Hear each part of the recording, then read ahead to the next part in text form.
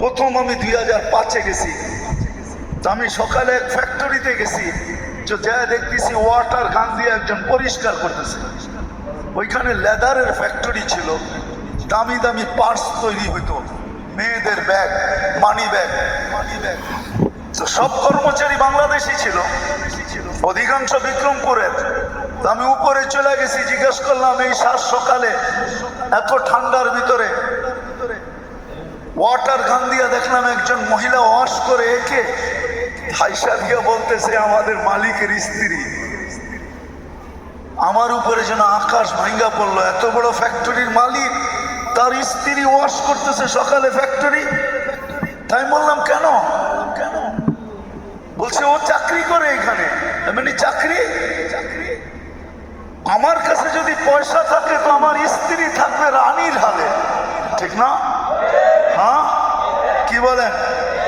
একটার জায়গায় চাকর দিমু ওকে 10টা, একটাই তো বউ, 10টা দিমু না তো কয়টা দিমু, ঠিক না? কয়েক ডজন হয়তো, তাইলে না চিন্তা করতাম, একটা ওয়াইফ। তো বলছে হুজুর শুনেন, স্বামী স্ত্রী বটে, কিন্তু জুয়া খেলার পয়সা ও কোথায় পাবে? স্বামী তো জুয়া খেলার পয়সা দিবে না, হোটেলে খাবে এই পয়সাকে দিবে, ও যে মদ খাবে এই পয়সাকে দিবে। দুইজনে থাকে, থাকারটা ব্যবহার জায়গা দিবে, ঠিক আছে, একটু কাপড় চোপড় কিনা দিবে, ঠিক আছে, বাড়তি খরচটা 1 পয়সাও দিবে না। তো দুনিয়ার সবচেয়ে দামি খাওয়া খায় মুসলমান, দুনিয়ার সবচেয়ে বেশি আইটেম খায় মুসলমান। আমি সত্য বলতেছি, 2008-এ আমার সফর ছিল ইউরোপ, এন্টার ইউরোপ, 25 দেশ। আমি ইটালিতে বসেছিলাম, বলোনিয়া। তো দোস্ত ইস্তেমা চলতেছিল, দস্তরখানে খাওয়া লাগছে। আমার পাশে বসা ছিল ইটালির এক শিল্পপতি, তো নবমুসলিম। তো আমাকে বলতেছে মুফতি সাহেব, ইসলামের আগে আমরা জানতাম না যে খাওয়ারও এত আইটেম হয়। আমরা তো সারাদিন কর্মব্যস্ত থাকতাম, মেশিনকে হার মানায় দিত আমাদের কর্মব্যস্ততা।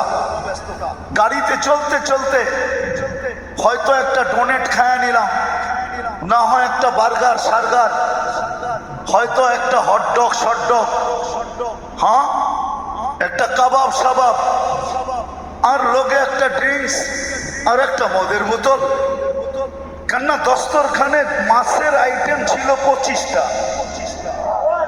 তো বলতেছিল যে আমার ইয়াকিন হয়ে গেছে যে জান্নাতে এত আইটেম হবে, কেননা ইসলামের আগে খাওয়ার এত আইটেম। তো কসম খায় বলতেছিল যে আমার জানা ছিল না। আমার যদি সামর্থ্য থাকতো বাংলাদেশের প্রতিটি মা বাবাকে এই বইটা পড়ার সুযোগ করে দিতাম। এই বইটি সন্তান প্রতিপালনকে নতুন করে ভাবতে শেখাবে ইনশাআল্লাহ।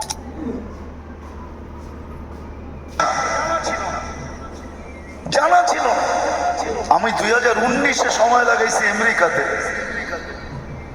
ইউসুফ নামে ইংল্যান্ডের এক সিঙ্গার আছে, এখন নাম ইউসুফ, ইংলিশ নাম বড় বিদঘুটে, দাঁত ভাঙ্গা যাবে, আমি এই জন্য ওটা মুখস্থ করি নাই। তো বড় সেলিব্রিটি না, এখনো নেটে দিলে পাওয়া যাবে, ওর গান আছে। তো বলতো যে ইসলামের আগে যে এত খাওয়া আর ইসলামে যে এত সুখ, এটা আমার জানা ছিল না। আমি তো ভাবতাম আমি বড় সেলিব্রিটি, মেয়েরা আমাকে ছোঁয়ার জন্য পাগল ছিল, অটোগ্রাফ নেওয়ার জন্য হুড়াহুড়ি হইতো, আর গান যখন গাইতাম তো পাউন্ডের বৃষ্টি পড়তো। তো মসজিদে বসে বলতেছে মুফতি সাহেব, খোদার কসম করে তোমাকে বলতেছি, দুনিয়া আমার দিকে তাকায় ছিল, কিন্তু আমার ভিতরে যে একটা অগ্নিগিরি ছিল। বলছে দুনিয়ার সবচেয়ে বড় অগ্নিগিরি ইন্দোনেশিয়া, আমি 4 বার গেছি এখানে। তো বলছে ওই অগ্নিগিরিকে হার মানায় দিত আমার দিলের ভিতরে যে অগ্নিগিরি ছিল, শূন্যতার অগ্নিগিরি। বলে আমি যেদিন মুসলমান হইলাম ওই দিন মনে হয় যে ওই অগ্নিগিরিটা কোথায় হাওয়া হয়ে গেল। আর আজকে আমি চাটাইতে যে মজা পাই, ঘুমাইতে মসজিদে, বলছে দুনিয়ার কোন 7 স্টারে আমি এই মজা পাই নাই। বলে আজকে বিশ্বাস হইতেছে যে দুনিয়ায় খানার এত আইটেম। আমি আপনাদেরকে খাওয়া কারগুজারই শুনাইতেছি না, দিলে লাগানোর জন্য বলতেছি। আমার সফর হইতেছিল তারেক জামিল আর আমি একসাথে জিবতি, তো ইস্তেমা ছিল আমাদের। ওইখানে পড়ায় 60টা গোত্র আসছে, ইস্তেমা অ্যাটেন্ড করছে। তো সবাই আমাদেরকে এসে বলতেছে আমরা কাল দুপুরে তোমাদেরকে আমাদের ডিশ খাওয়াবো। আমাদের যে বিশেষ খানা হয় 60 গোত্র। ওইখানের যে জিম্মাদার ছিলেন সে আমাদেরকে ইশারা দিছে, হা বলো নাহলে কিন্তু গুলি করে দিবে। কেননা এটা সোমালিয়ার সাথে আজ থেকে 10-12 বছর আগে তখন সোমালিয়া যুদ্ধ চলতেছিল। একদিকে সোমালিয়া, একদিকে ইথিওপিয়া, একদিকে এরিট্রিয়া। তোমরা হাকুরা দাও, হাকুরা দিছেন। দুপুরে যখন গেছি এরকম বড় মাঠ হবে, হলরুম, খানা রেডি করছে 60 আইটেম। তারেক জামিল আমার হাত ধরে পাশের কামরাই ছিল, চলো চলো খাইতে চলতে চলো গেলাম। আমারে বলতেছে খাও এখন, অনুমতি তো দিলা সবার আগে জোরে, কেন আমি তো ইশারা দেখে অনুমতি দিছি, আমি এর আগেও গেছি। তা আমি একে বললাম সবগুলা খাওয়ান না, দেখতে থাকো, যেটা তোমার রুচি লাগে ওইটার থেকে 2-4 লোকমা খায় নাও, হয়ে যাবে। তো দুনিয়ার সবচেয়ে বেশি আইটেম খায় মুসলমান। রাগ হয়েন না, দুনিয়ার সবচেয়ে দামি পোশাক ব্যবহার করে মুসলমান, তারপরও নির্যাতিত কেন? আরেকটা কথা যদি বুঝাইতে চাই আপনাদেরকে, আজকে তো আমরা 99 ওদের রঙে রঙিন হইলাম, ওদের এশকে দেওয়ানা হইলাম, ভালোবাসায় আমরা দেওয়ানা, ওদের রঙে আমরা রঙিন, ওদের কালচারই আমাদের কালচার, ওদের সাজসজ্জাই আমাদের সাজসজ্জা। তারপরও ওরা আমাদেরকে নির্যাতন করে কেন? আমার কথা বোঝেন কিন্তু, কেন নির্যাতন করে? আমরা তো ওদের মতোই। আমাদের যুবকের চুল দেখেন, স্টাইল দেখেন, 14 তারিখ দেখেন, 31st নাইট দেখেন, যতগুলা জিনিস আছে আমরা সমভাবে ওদের চেয়ে ধুমধামে আমরা পালন করি। তারপর ওরা আমাদেরকে মাথায় নেয় না কেন? বুকে লাগায় না কেন? রব্বে কাবার কসম, কোনদিন ওরা আপনাকে বুকে লাগাবে না। আপনি যতই বিকেনি পোড়া ঘোরেন, যুবক তোমার পায়ে হাতে রাখি, তুমি যতই ওদের স্টাইলে নিজেকে চেঞ্জ করো, কোনদিন তোমাকে বুকে লাগাবে না। কেননা ওরা তোমার রূপরেখা দেখে না, ওরা দেখছে অনলাইনে, ওরা দেখা নিছে জন্ম নিবন্ধনের সময় যেখানে ধর্ম লেখা ওইখানে তুমি কি লেখা আসছো, ওইখানে তুমি ইসলাম লেখা আসছো। যেই দিন তুমি স্কুলে ভর্তি হয়েছ ফরমের ভিতরে তুমি ধর্মের জায়গায় ইসলাম লেখা আসছো, এরকম না। যেদিন তুমি পরীক্ষা দিতে গেছো ম্যাট্রিক, ওই দিন ধর্মের জায়গায় তুমি ইসলাম লেখছো। যেদিন আইডি কার্ড বানাইছো ওই দিন তুমি ধর্মের জায়গায় ইসলাম লেখছো। যেদিন পাসপোর্ট বানাইছো ওইখানে ধর্মের জায়গায় তুমি ইসলাম লেখছো। যেখানে চাকরির অ্যাপ্লাই করছো ওইখানে ধর্মের জায়গায় তুমি ইসলাম লেখছো। ওরা অনলাইনে দেখা নিছে যে তুমি কে, তোমার রূপরেখা দিয়ে ওদেরকে ভুলাইতে পারবে না। যদি বিশ্বাস না হয় যাও যাও আমার মা বোনদেরকে বলো, যারা ইসলাম আর মুহাম্মদুর রাসূলুল্লাহ সাল্লাল্লাহু আলাইহি ওয়াসাল্লামের উম্মত হওয়া সত্ত্বেও যারা নিজেদেরকে আধুনিক সাজে সাজাইতে চায়, যাক না আধুনিক সাজে সাজা, যাক না বিকিনি পড়া পাসপোর্টটা নিয়ে আমেরিকান এমবেসিতে, দেখি ভিসা দেয় কি দেয় না, যাক না। আমি তো দুনিয়ার কম এমবেসি দেখি না, 99টা তো দেখছি, নাইলে 99 দেশে গেলাম কি করে?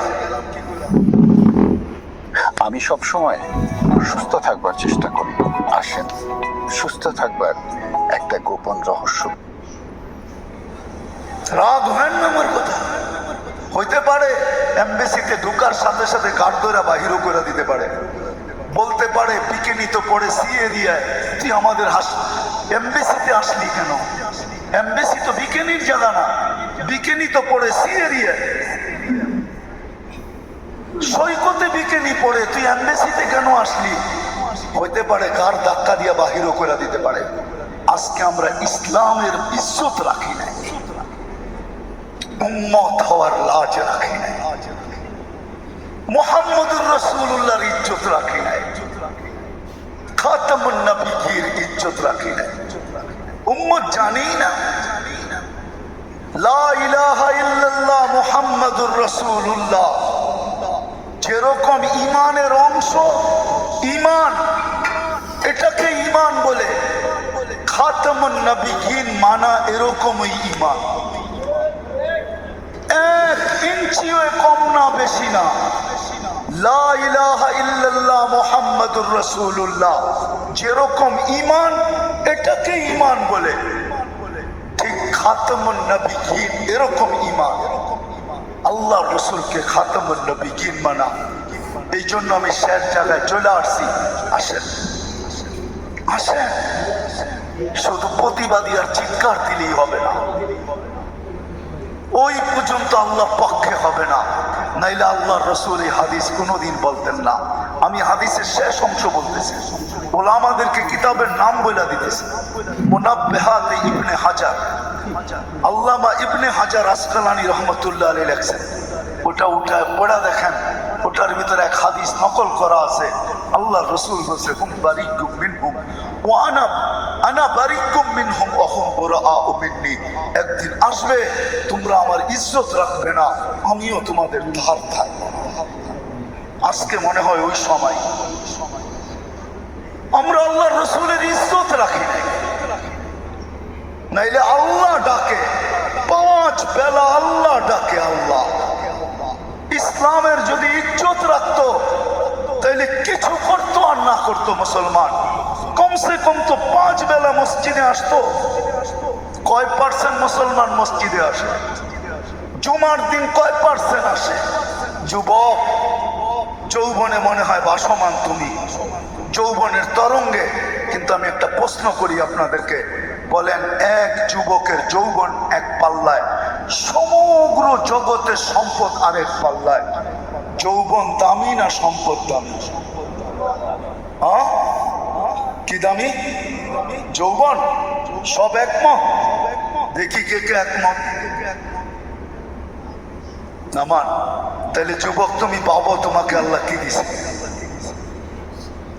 একজনের যৌবন যদি সমগ্র জগতের সম্পদের চেয়ে বেশি দামি হয়, এক নারীর নারীত্ব যদি সমগ্র জগতের সম্পদের চেয়ে দামি বেশি হয়, এক পুরুষের পুরুষত্ব যদি সমগ্র জগতের সম্পদের চেয়ে দামি হয়, এক ব্যক্তির জীবন যদি সমগ্র জগতের সম্পদের চেয়ে দামি হয়, তাহলে কত বড় জিনিস আল্লাহ আমাদেরকে দিয়েছেন। বাকিগুলা বলাইলাম না। আজকে দুপুরেই আমি বলতেছিলাম বয়ানে একটা কথা, বাবানের জন্য বলতেছি। আচ্ছা, আমরা অক্সিজেন নেই, ঠিক না? পিওর, ঠিক না? যখন ছাড়ি বিষাক্ত, ঠিক না? ওই বিষাক্তটা কোথায় ছিল? কোথায় ছিল? আমাদের ভিতরে ছিল, ঠিক না? তাহলে অক্সিজেনটা শুধু অক্সিজেন ছিল না, এটা পঞ্চ ছিল। যেমন পানির ভিতরে পঞ্চ রাখলে, স্পঞ্জ রাখলে সে পানিকে চুষা নিয়ে নেয়, বোঝা গেল অক্সিজেনটা ভিতরে যায়া দূষিতটাকে চুষা নিয়ে নিছে, নিজের ভিতরে নিয়া বাহির হয়ে চলে আসছে। ডেলি 14 বার 80,000 বার আল্লাহ ওয়াশ করেন আমাদের ভিতরের এই দূষিত কার্বন ডাই অক্সাইডকে। আল্লাহ প্রতিদিন 80,000 বার ওয়াশ করেন। কত? কারণ আমরা 1,60,000 বার শ্বাস প্রশ্বাস নেই, তাইলে 2 দিয়া ভাগ করলে 80 80 160। আমি এখন ডাক্তারদেরকে জিজ্ঞাসা করি, যদি এটা আল্লাহ বাহির না করতেন আর এই দূষিতটা আমার ভিতরে থেকে যেত, আপনি কয়দিন বাঁচতেন বলেন? ও বলো যুবক, নেটে সার্চ দিয়া বলো না, একটু এইখানে বৈশা তোমাদের মোবাইলে নেট আছে, WHO কে একটু সার্চ দাও, এখনই জিজ্ঞাসা করো। আমার আওয়াজ যত দূর যায় আমি জানি, এখানে বড় শিক্ষিকা মহিলাও আছে, একটু নিজেকে প্রশ্ন করেন, যে দূষিতটা যদি আল্লাহ বাহির না করত, ডেলি 80,000 বার যদি ওয়াশ না করত, তাহলে আমি এই দূষিত কার্বন ডাই অক্সাইড নিয়ে আমি কতক্ষণ বেঁচে থাকতাম? বলেন। যে আল্লাহ 80,000 বার ওয়াশ করে, ওই আল্লাহ ডাকে ডেলি 5 বার। শুধু আল্লাহ যদি ডাকতো আমার মনকে তো বুঝাইতে পারতাম, শুধু আল্লাহ তো ডাকে না। আজকে মানুষ, পদস্থ মানুষ দেখতে দেরি, হায় হায় আমরা তো জানি, কিন্তু বলবো না, এই মজলিসে বলা শোভা পাবে না। কোনোদিন বলতেও মনে হয় পারবো কিনা জানি না। হ্যাঁ, একদিন বলবো ইনশাআল্লাহ। পদস্থ মানুষ